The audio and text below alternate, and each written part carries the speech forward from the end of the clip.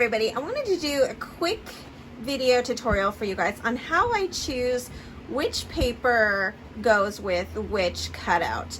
In your kits, I try and include a mix, and everybody gets a little bit different paper. Sometimes in our subscription boxes, I order enough so everybody gets the same paper. But when you're ordering our regular line kits, I want to give a variety, so not everybody has the exact same kit.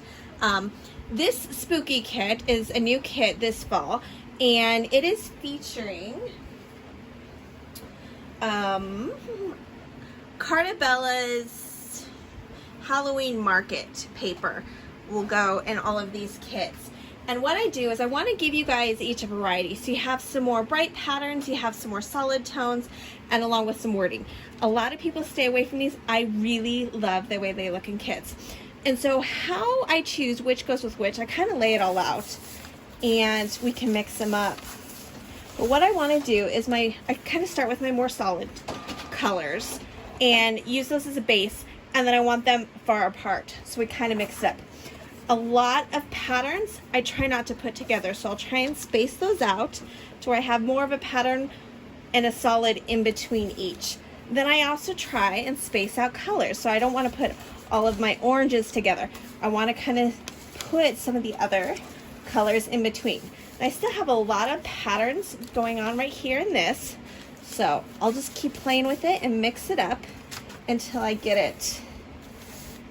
And this one I really want to use on the pumpkin. It's got teeny tiny little polka dots on it, so I think that's perfect for the pumpkin. So I'm going to start with that piece, and then I really kind of like this crazy plaid one for the pea, but I don't know that I like the skeletons over there.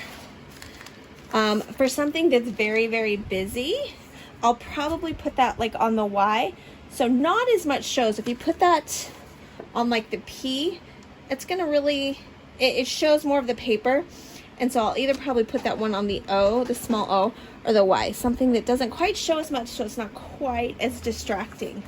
And then mix it up with a more solid next to it.